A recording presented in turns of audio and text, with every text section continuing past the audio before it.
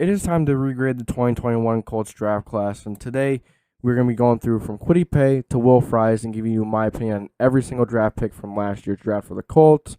So I'd like to welcome you to the JDW Sports Talk Show, where every fan is welcome. And today, as I already mentioned, we are going through every single draft pick from Kwitty Paye to Will Fries and giving them each a grade. Some of these players are a little more difficult to grade since they didn't play much, they didn't get much opportunity. But some of the players, when they did play, they made their opportunities worthwhile. So let's get right into it. So with the first pick that the Indianapolis Colts had in the 2021 NFL Draft was the 21st pick in the first round, and they opted to select Kwitty Paye. So Kwitty Paye was an edge rusher coming out of Michigan. He had a 60. So this past season he had a 69.6 PFF grade. Not great, but it's not terrible. 5 sacks, 1 forced fumble, and he had a pretty good pressure rate. Kwitty Paye had a solid year for a rookie, even though that's right. He was hurt for some of the year, and it was a hammy. And hammies are difficult to come back from. They're difficult to fight through, and he did it. So Kwitty Paye showed flashes. He showed a lot in his first year. 5 sacks, 1 forced fumble, kind of what people predicted him to come in and do. So if he didn't miss some of those other games, he might have had even more. And he was also named to the All-Rookie team this year. So, a really promising rookie for the Colts. A really promising, edge rush that the Colts have really needed for quite some time. So, I'm going to give Kwitty Paye a B+, because Kwitty Paye, he showed a lot of promise. He came in and he did what was expected of him year one. So, year two, we're going to want to see him put it together and make those flashes more consistent, make those flashes become more consistent and happen more frequently. So, really excited for Kwitty Paye. Like I said, he deserves a B+. He had a pretty darn good rookie year. Now, he did have times where he was inconsistent, but it's going to happen. He's a rookie. He still got, he was a first-round pick. It's going to happen. He was kind of raw coming out as a pass rusher, but he had a pretty good pass rushing year. So, then we move on to the Colts' second pick. It was in the second round with the 22nd pick in the second round. Edge rusher Adangbo. He had a 61.4 PFF grade, 1 sack, 1 forced fumbled, and Deo was a guy that was hurt for majority of the season, right? He had the Achilles coming from Vanderbilt, tore his Achilles, was out most of the season, didn't play much at all. So when he did come in, didn't really have much playing time, didn't really get to really condition much, get in shape as he should. When you're coming off an Achilles tear, it's really difficult. I'm not saying as he should and that he didn't try. He absolutely did try. Deo is an extremely hard worker. So Deo has a lot of potential. He's huge. He's a freak. He has a lot to look forward to in this league. And as long as he could keep on developing, as long as he could stay healthy, and then this year, him getting all that playing time that he needs, because he needs playing time he did not have much last year. Due to that, he needs to come in, he needs to play, and he needs to get some experience under his belt, and then he needs to improve on that. He needs to move on from that. He needs to move up. So I'm gonna give him. It's tough to rate him because he was hurt most of the year, but he did play not majority. Maybe a little less than half he played. But he really wasn't out there much because he's still recovering. It takes time to come back from an Achilles tear. Very, very gruesome injury. Very difficult injury to come back from. And it takes a while. But Deo showed promise. He did not have a lot of playing time and was still coming off an injury, like I said. When he played, he looked okay. It is really difficult to accurately assess a player with very little playing time on top of that coming off an injury.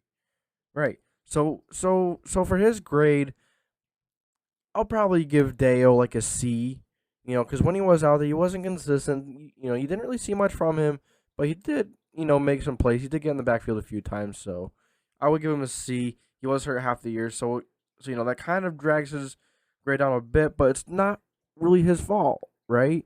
But we just want to see him improve. We just want to see his potential come out next year. We want to see what he's made of. He's going to have a full off season of being healthy, a full off season of learning the playbook, of being able to watch tape of what he has already done, and just getting ready for next season in general. So he is getting a C. And then you moved to round 4 at the 22nd pick in the 4th round. The Colts selected a tight end from SMU and Colin Granson. So we had a 58.7 PFF grade, 15 targets, 11 receptions, and 106 receiving yards. When Granson had the opportunity, he made it. He made the most of it. I love what I saw from this kid this year. Disappointed that he wasn't used more. There were times when he was used, when he had the opportunity, he really made it. He really made it worthwhile. He really took the opportunity and looked good. I'm just so puzzled why we didn't use him more. He was a 4th round pick. You have a 4th round pick, you expect him to be involved a little bit more than Granson was. I get it. He is a 4th round pick. I get it. But he deserves more playing time. When he showed a lot of promise this year. Colin Granson is most definitely a breakout candidate for next year. Most definitely. He's fast for a tight end. He's better as a he's a better run blocker than people think. He's a better blocker in general than people think.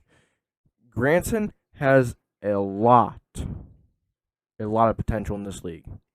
But since he didn't play much, I'm going to be forced to give him a D+. When you don't play much, you can't really give a fair assessment on the player. It's very difficult to.